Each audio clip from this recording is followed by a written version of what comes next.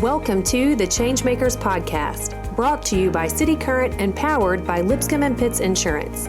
This show shares personal stories and insight from those who are giving back and making a difference, so we can learn and do the same. We cover life lessons, business advice, passion, and purpose. Now here's our host, Jeremy Park. Welcome to the ChangeMakers podcast. I'm your host, Jeremy Park. We're in for a fun treat. We get to cover everything from movies and art to music and photography. We're here with Kurt Heinecke. He is best known as the music director for VeggieTales, 22 years, over 70 million in terms of DVDs and merchandise and all that good sold for VeggieTales, but 7 Dove Awards as well. So a lot of amazing storylines, and we'll talk about kind of tying in the passion and purpose to create an amazing career, especially within the world of art and music and film and everything in between. But Kurt, how are you doing? Hey, good to see you. I'm doing great. It's good to be here. So the fun of this podcast is we get to cover a lot of your life story that obviously leads into what you do today, and you've got a lot of amazing ground to cover. So let's just start out. Talk about where you grew up, and then let's kind of dive into how you got into the arts industry. Yeah, I will jump forward just because I know where this is headed. I can say this, that I talk to a lot of college students, a lot of music students, and one of the big things I say is you don't know where you're going to head, you don't know where you're going to end up, and so getting as many experiences as you can is really key. And that's part of, I realize that looking back on my story, looking back on what I've done is like, oh, okay, it started to make sense. Yeah, I grew up in the Midwest, Wisconsin. My whole family are musicians. My mom was a choir director and piano teacher and church organist. My dad sang in the choir and played cello. I've got 2 older brothers. They both played instruments. So I was just kind of around it all the time. Literally grew up in the choir loft. And so, about junior high, I started playing trumpet, and I took some piano lessons, and getting into high school, I had this real interest in exploring. I explored electronic music, synthesizers, reel-to-reel tape recorders back then, that sort of stuff. And I was just kind of doing all of this on my own. You also had a band, right? Death Star? Uh-oh, he's read my bio. Oh, my gosh. Yeah, kids, Star Wars has been around a while. Junior high, a trio of us, I think it was a trumpet and a trombone and a saxophone. And we Was there any played, No, we played for a Halloween, elementary school Halloween party, and we had to come up with a name, and we're like, ooh, how about Death Star? So thanks for digging that up. See, the internet, you can find all sorts of good stuff. What else do you know Everything about is me? transparent. Yeah, so that was my first band, and didn't last too long. And then, just heading through high school and college, started just getting involved in more musical things. Started doing arranging on the side. Again, a lot of things that I just loved doing on my own. Played in band, sang in choir, did a church choir, youth choir, all those sorts of things. And was any of it forced from your parents? I mean, was any of it kind No, of that was the cool thing. They were very low-key about it.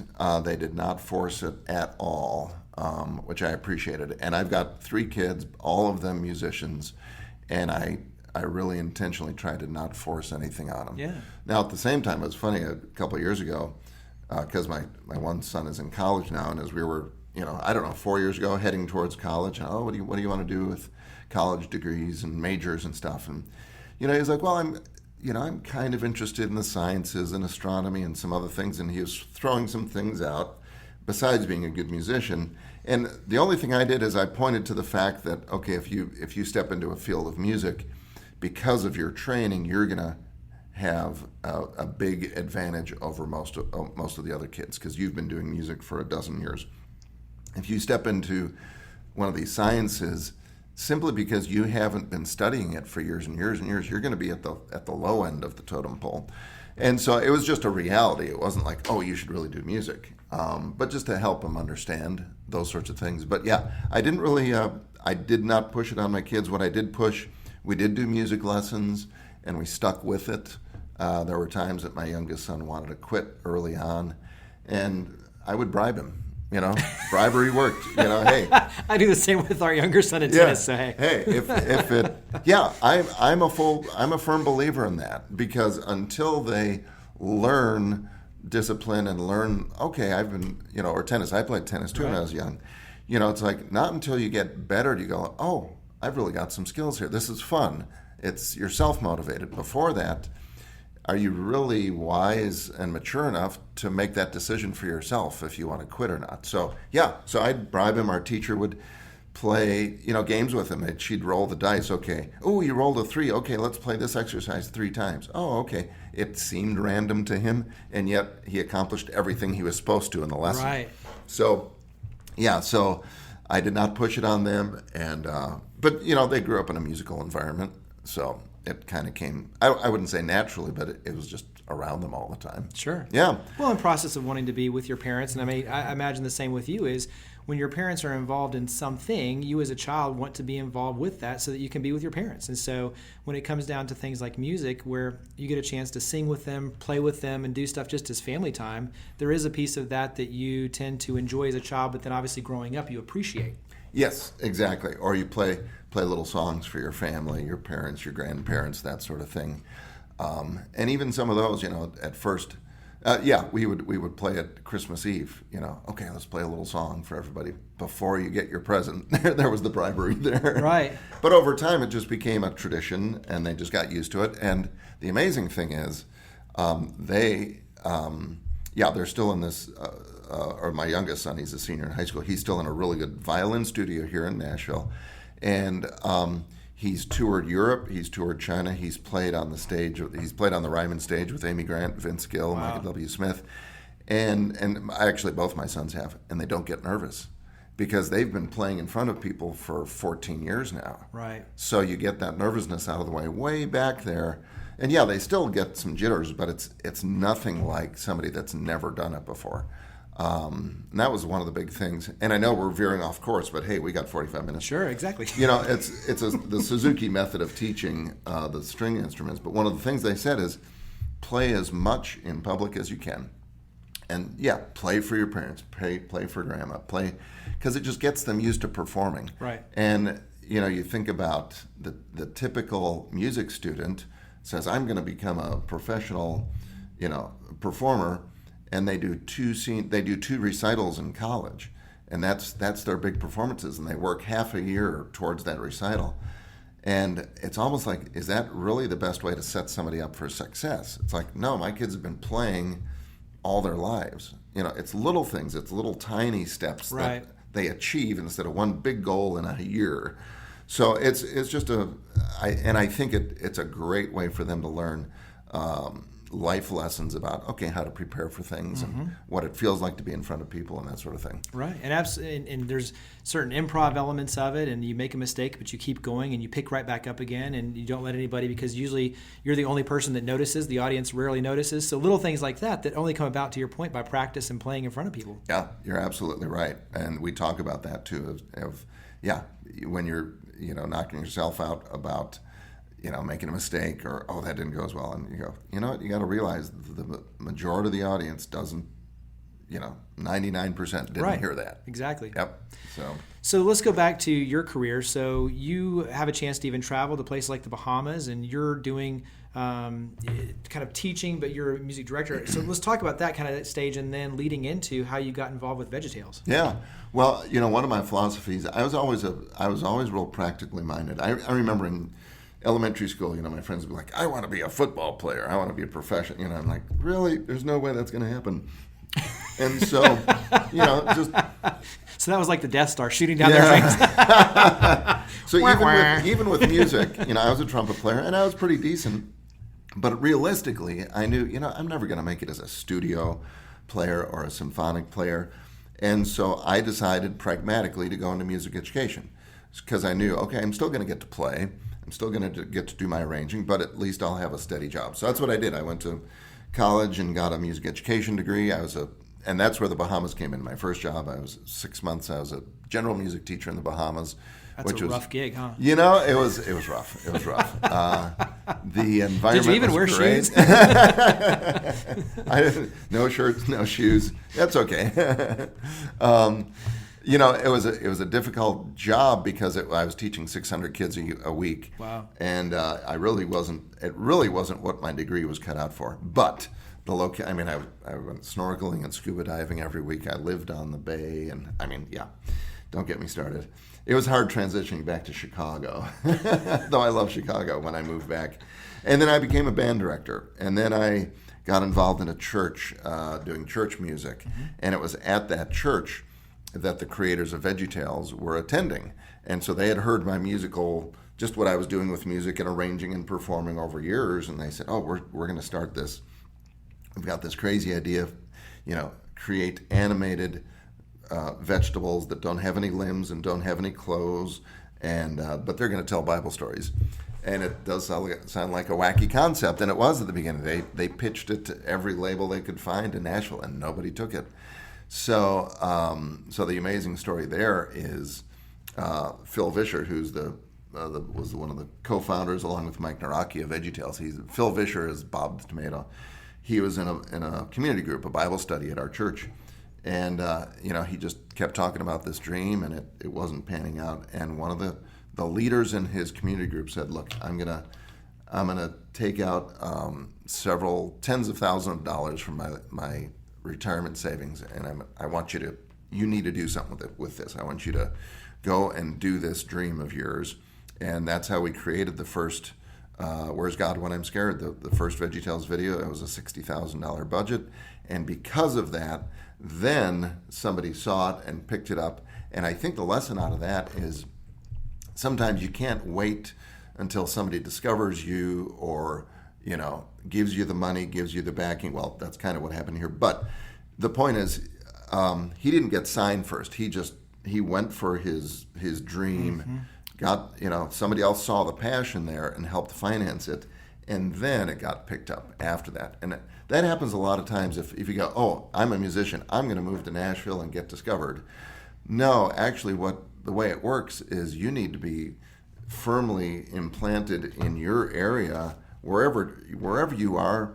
If you're truly a performer, you're going to be performing already. You're going to be performing for the school and the nursing home and the mall, because you just have to do it. That's your passion. You're not going to wait till you get to Nashville. And that's what actually, I know this because I was talking to somebody about a friend of mine that wanted to make it in the industry.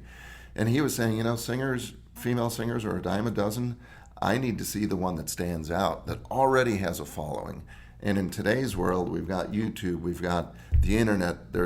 If you've got a passion, there's no reason you don't have a following. We were just talking about a buddy of mine, Brian Hull, who does these Disney impressions, voice talent. And you may have seen him on YouTube. He did Let It Go a couple of years ago.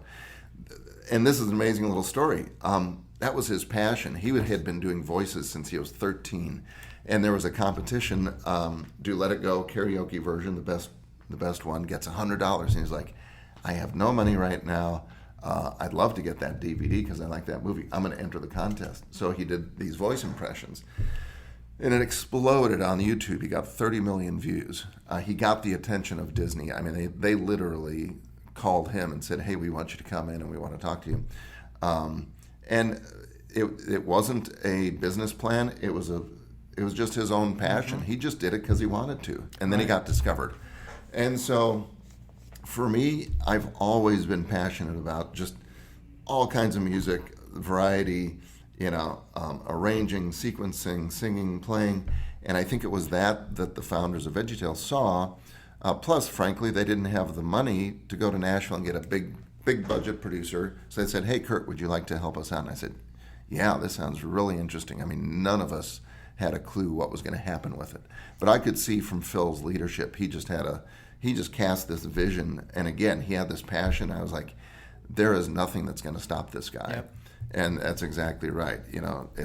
We made the first one. It got picked up. It was actually a couple years before it really exploded, but then it just took off. Yeah.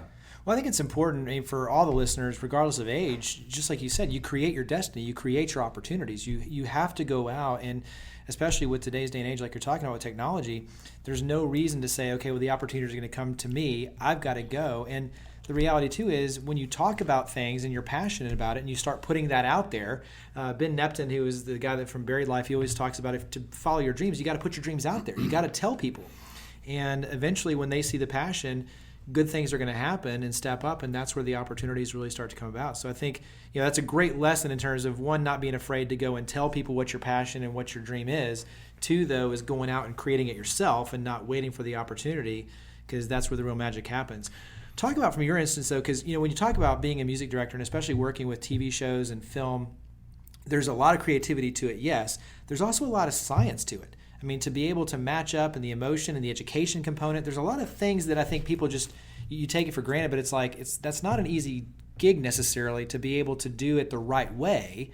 And I mean, obviously 7 Dove Awards speaks to the success you had with it, but talk about kind of the science, if you will, of combining the music, because music is really such an integral part of TV, film, everything, art. Yeah, there's 2 things that are kind of dichotomies. One is the science versus the art. The other is the passion versus the practicality that I think, we could chew through a bunch of time talking about these. Yeah, the science versus the art. I think that's the challenge, because music is an art. It's expressing its emotions. I mean, at its core, that's what we're doing. We're wanting to take somebody somewhere with music.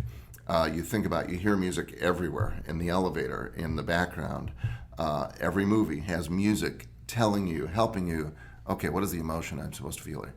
And you don't even realize it's underneath there. It's like, oh, this is setting up what I'm supposed to feel. So it's this passion, it's this art, it's this feeling, and yet, especially with what I do on the technology side, there's a science to it. It's very technical oriented, and I think that's it takes a real balance. Now, as a musician, let's just step aside from technology or the electronic side of it, just to pick up an instrument. Most instruments are pretty complex. You've got valves, buttons, keys, breath support. You've got all these different things going on with something like the violin. You just have this stick with a string on it, right? And you've got to find frets, the pitches. There's no right. And it just takes years and years and years of doing fine minutia details. And that's where the science, repetitiveness, playing these things over and over. So, that passion of, I want to be a musician, I want to play this instrument, that only can take you so far. It's only if you've got the discipline to work on those details and those fine motor skills that you start making music out of this block of wood. And then you take that a step further. What I'm working on is a large computer system and sample libraries. I'm working with time code. I'm working, audio to picture. I'm locking things together. And so I've got to have an understanding of, you could say it's math or science, but also a lot of math, understanding, how time works and how you've got to hit this beat and match that beat. And that's where a lot of that, I see kids sometimes in college, they have this passion, I want to do this, I want to do that. But they're not putting in the hours that it takes behind the scenes to just learn their craft, to learn the tools. That's just plain hard work. And that's just, you see the tip of the iceberg and say, that must be awesome. I'd love to be the next John Williams or Hans Zimmer, to be a composer. And you don't realize, John Williams, he's in his 80s now, and I just heard him in Los Angeles last week directing the Los Angeles Philharmonic at the Hollywood Bowl. It was amazing. But he was playing in studio orchestras at like 18. So, he's been doing this for decades and decades and decades, and he's had so much time to learn his craft. So, that's kind of the behind the scenes that, you've got to learn your craft. You've got to just spend that time on it to be able to all of a sudden, isn't it neat that, I got to do VeggieTales?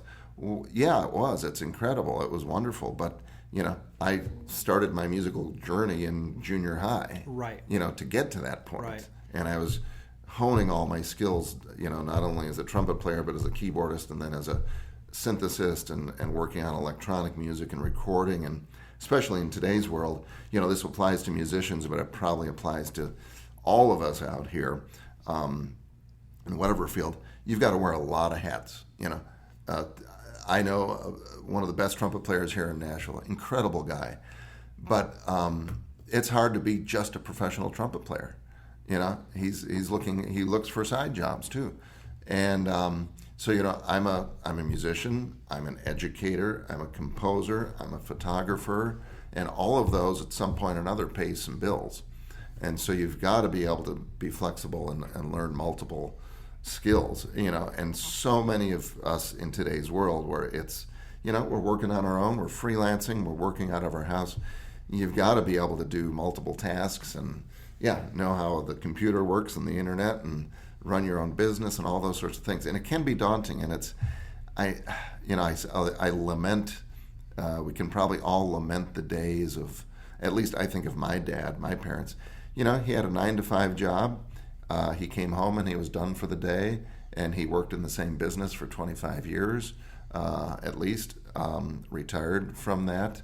But the other thing, and this talks about passion versus practicality, I never heard him come home and say, oh, I love my job. I love what I'm doing. I'm passionate about working in an office as an engineer at a steel plant. I never heard passion.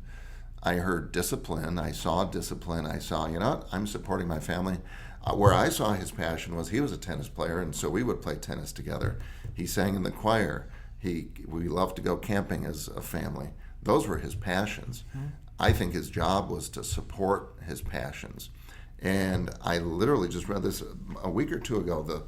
If you look how often the word passion is connected with your job and your future today, as you know, compared to 20, 30, 40 years ago, it's exponentially higher. Because I look at my dad's generation, and it was more, I mean, he came out of the war. He fought in World War II. It's more of, you know, I just got to work, you know. It's just my responsibility to support my family. I need to get a job. I go out and I get a job and I support my family. And I find other passions in my life. I'm not saying he didn't enjoy his work. Sure. But I think, and Mike Rowe talks about this.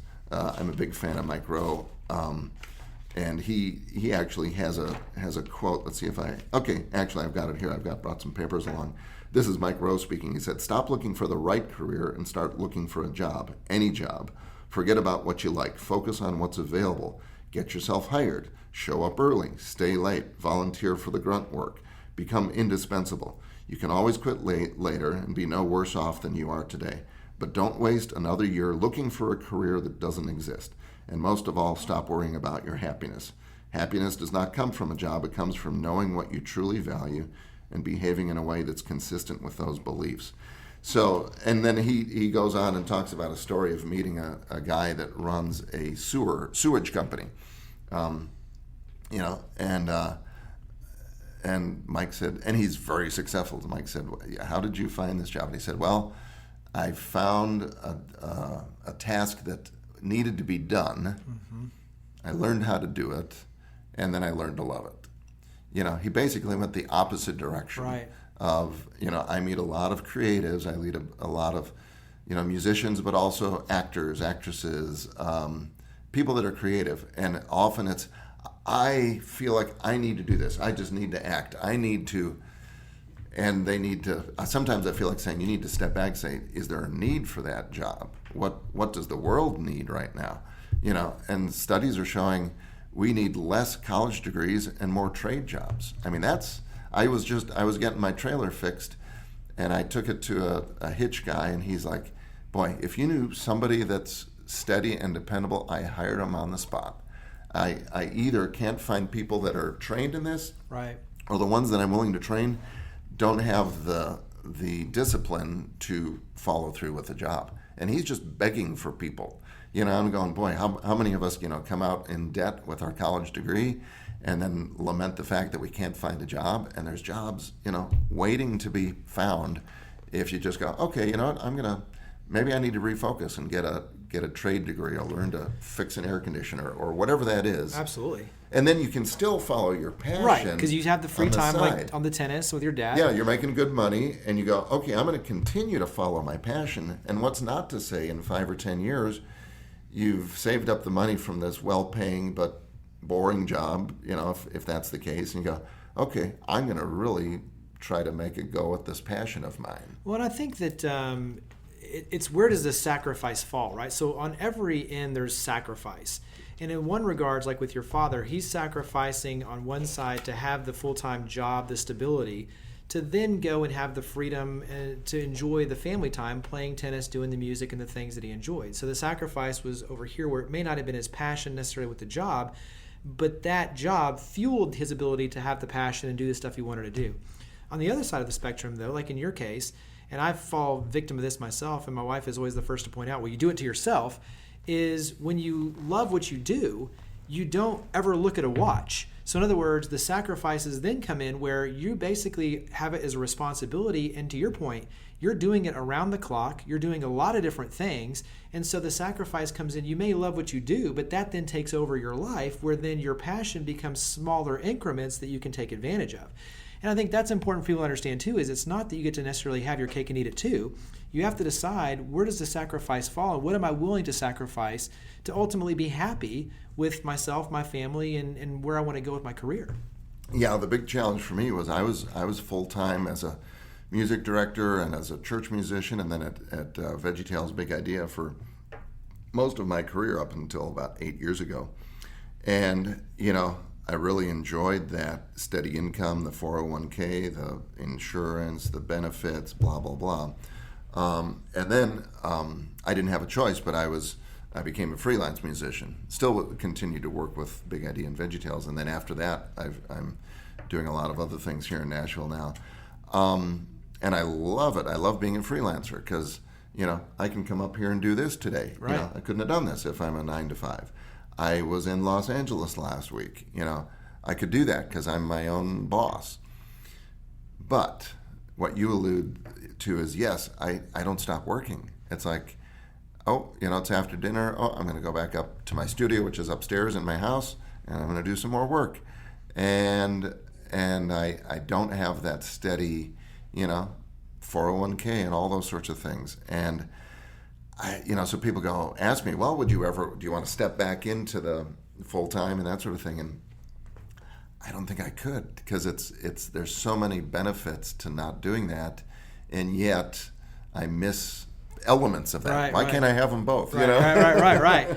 Well, and I think that's that the simple thing is for people to understand is that the grass isn't always greener on the other side. There's challenges on every side, and it's a matter of what stage are you within your career? What can you enjoy? What freedoms can you enjoy? And how can you take advantage of it? But ultimately, like I said, with everything, there are sacrifices. And I think that's an important thing for even young people to understand, because it's always like, I want to do that. And it's like, well, okay, yes, once you earn it, but at the same time, you always have to be cognizant that there are sacrifices at every level of the game. Mm-hmm. I think one of the big challenges for me is the self-discipline of, I don't have a boss looking over my shoulder saying, we need that done by, end of day. I frankly waste a lot of time, let's see if there's any news that's happened in the last hour. I better check the internet, see what's going on.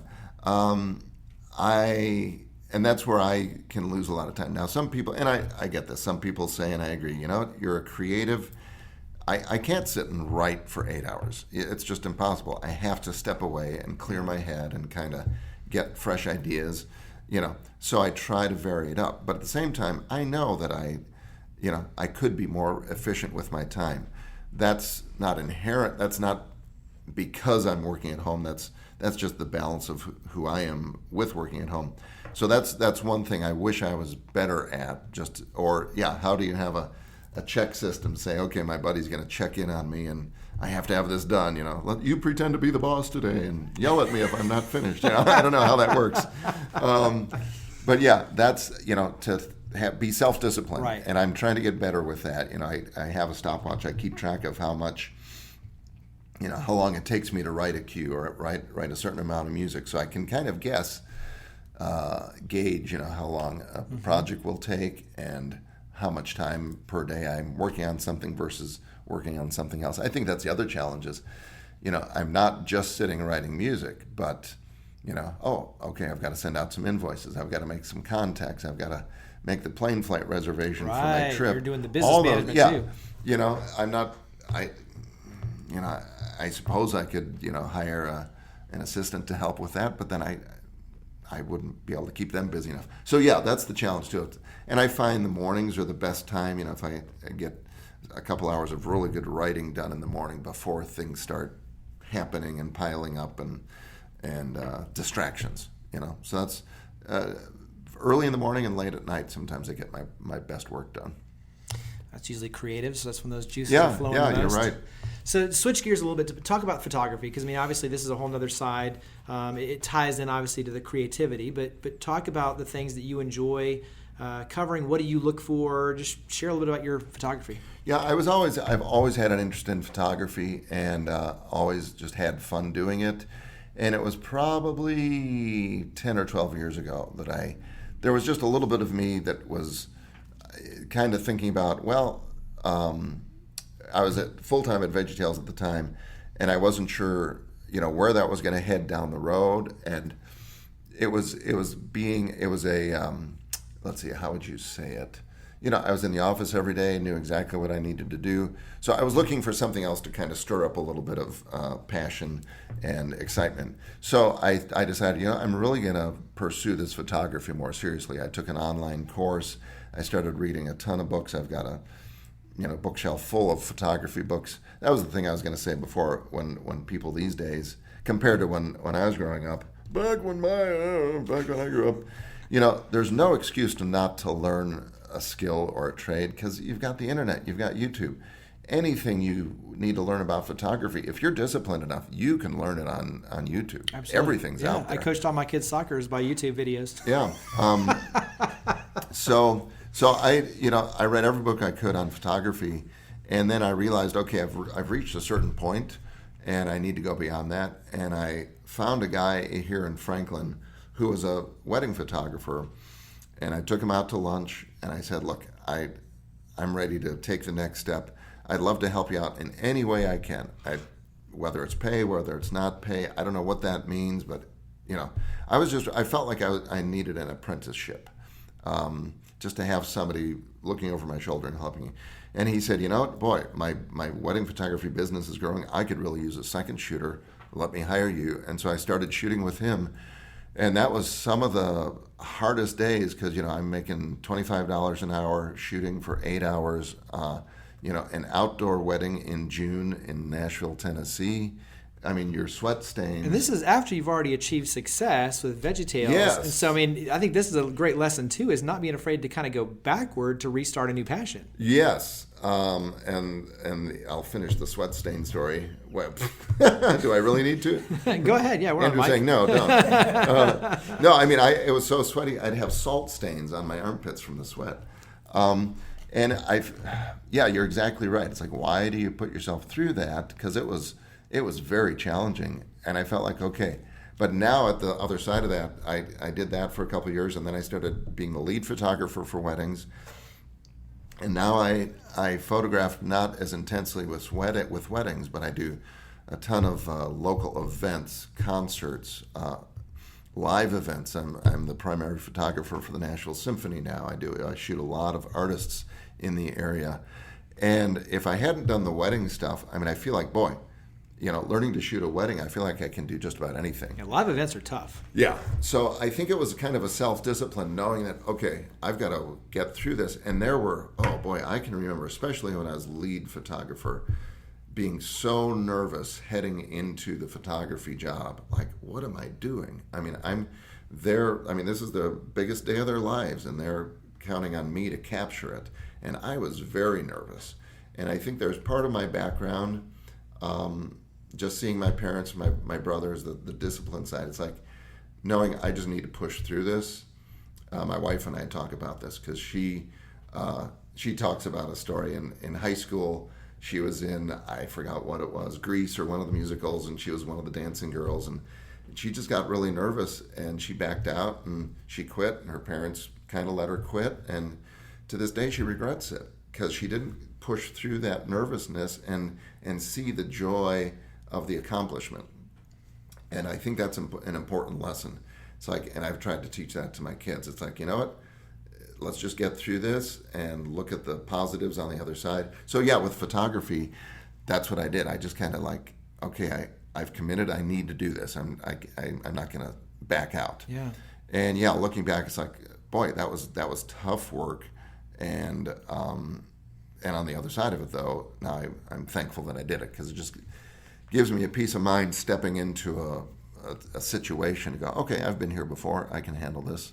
Yeah. How has it been with your wife, your family, in terms of your career? I mean, have they been kind of supportive? Because I mean, you've gone through obviously a lot of highs, lows, restarts, and amazing opportunities and experiences. So how have they been through that kind of roller coaster ride? And fantastic. I mean, they've been great about it. You know, they understand the musical side of it. They understand the freelance side of it. And you know, my wife and I, Judy, I mean, we have a lot of talks about, okay, this month's been and this is the funny thing. People think, oh, you did VeggieTales. You know, it's like, yeah, but I'm not doing it anymore, and I'm still looking for that work every week, every day, you know, sort of thing. And so she understands, but we have certain months, you know, it's like, okay, it's going to be a little bit, you know, drier this month, because I'm, you know, like, maybe I've got an invoice out there, but it's not going to come in for a couple weeks, and it's, you know, we really have to be careful these next couple weeks, and then I'll get something in. And that is one of the challenges, not having a steady income. And so I've had some real good years, and then I've had some years that are a little bit leaner, and it is a challenge. But no, they understand, and we've talked about it. And you know, Judy has held down a job in the past, and she's worked also. Right now we've got family living with us, and we're new grandparents, and we're helping out there. So she's not working right now intentionally, so that she can help with family, and we're excited about that.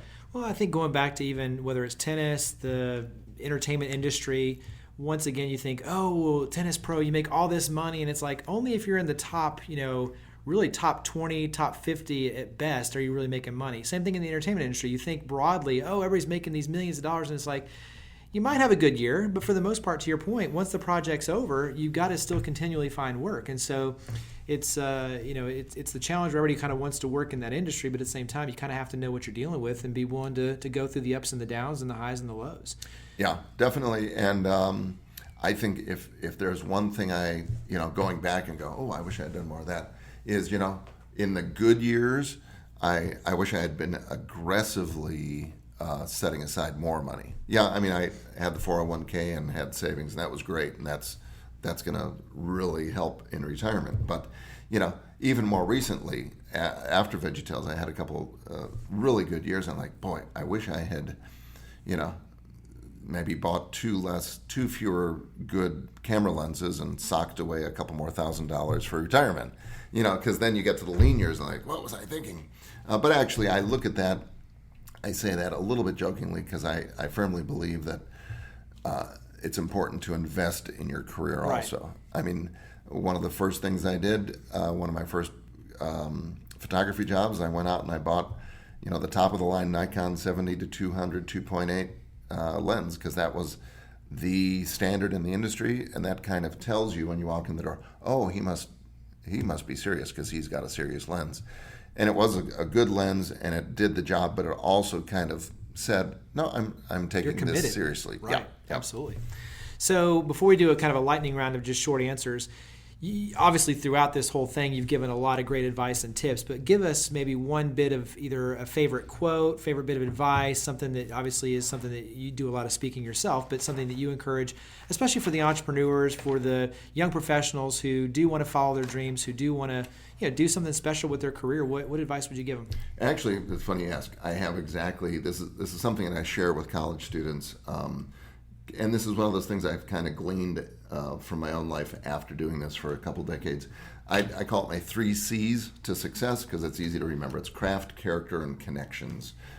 Your craft, you've got to be good at your craft. What is it that you're skilled at? You've got to, you know, just work your hardest at being the best that you can be at what that is. Set yourself apart. And then character. You know, as a Christian, I feel like, okay, I need to live personifying how Christ would want us to live. But even if you're not a Christian, it doesn't matter. Character is still important. Do you lie, cheat in your job? What, you know, are you look at so many politicians, and it's just in their nature. They live a certain personification in front of the camera, and then you hear all these stories, you know, how they really are. Or Hollywood these days, we're hearing a lot of things. what is your character when people aren't looking, and where do you get that from? I think that's very important because people remember who you are. I mean, I bump into people now that I worked with 10 years ago, and I still occasionally pick up a job from those people, and it's, I think, partly because yeah, Kurt was great to work with. We enjoyed him, whatever that means. But there's some character there that's important that you can't just put on a facade and pretend to be. Decide, for yourself, commit to that. And then connections. A lot of colleges, at least when I was going to college, did not talk about this, but the importance of connections. Because, if you're in classical music, I want to play in an orchestra. Well, really, it does come down to basically the best player gets the job. But that doesn't happen in the rest of the world, even in music. It's all about connections. If you name a band that a country band, if their bass player quit, they don't just have an open audition worldwide for the next best bass player. The first thing they do is ask the other guys in the band, hey, do you have any buddies that play bass? Because they know, okay, not only do they have to be a good bass player, but they have to fit with this crowd and get along with them. And I know this guy, and he'd be perfect for this. And then maybe they'll have 3 or 4 guys come in. But it's all connections. It's all connections. But you have to have that craft first. Oh, yeah, he's a good player. But then you have to have that connection. So learn how to network, learn how to just be yourself around people, learn to talk about things other than just your job. I mean, for us, it might be tennis. Hey, yeah, tell me about your tennis playing, aside from what we're doing with our job and that sort of thing. So, yeah, craft, character, connections, I think those are keys to being successful. Perfect. So we'll switch over. We call it just lightning round. There's no fancy Death Star music or anything. We kind of need some. We have to hire you to have some music in this. The transition. But just quick questions, quick answers. So what's a recent book you've read? Oh, wow. Oh, okay. This is embarrassing. It's called Squeeze This. And okay, we might need an explanation on this. No, just guess. It's about the history of accordions in America. Accordions, yes. Andrew, you're laughing. Okay, here I'm trying to work up a German band gig because I've got a German background, and I've had this obsession for the last 2 months for accordions. That's hilarious. So I'm just reading all about accordions. And it goes back to learning your craft. Exactly. So it's like I'm creating a niche for myself. And I can imagine there's a lot of YouTube videos with that as well. Maybe Andrew over here can we can put him to work learning some accordion as well and get you guys together. I don't know. There's a joke there. 2 accordions walk into a room. So what's a recent movie you've watched? Here's our chance to see. Usually with the ones that have younger kids, it's always like a cartoon. But what's a recent movie you watched? Shoot. What did the boys... Oh, The Mission Impossible. Oh, yeah. Yeah, I love that one just because of the... so much, real effects done, as I found that fascinating. Yeah, Tom Cruise doing all of his stunts. It was really cool. And breaking his legs and doing everything. Yeah, I watched a lot of the behind the scenes just to go, okay, this is cool because I've gotten tired of the effects laden movies. You just go, oh yeah, that's effects and that's effects, and it's like, oh, this is real. So that was cool. What's a favorite spot outside of the Nashville area? What's a favorite spot for you and your family to vacation? I just got back from LA. I love going out there once a year just to see how the other half live. Now, there's so much energy out there, and especially as a creative, it's just exploding out there. I wouldn't want to live out there, but I love going out there. Do you have a favorite restaurant or spot out there that you go to? Disneyland. No, it's, again, I look at that as the pinnacle of, okay, they know how to do entertainment, and it's so I was out there for 3 days this last time, and it wasn't just, I'm going to ride the rides. One day I literally just walked around, and I heard all the music groups, and I talked to some of them, and I just soaked in the ambience of, how they do the depth of detail. And I take that like, okay, that's how I want to treat my music and my art. Yeah. So it's a good inspiration.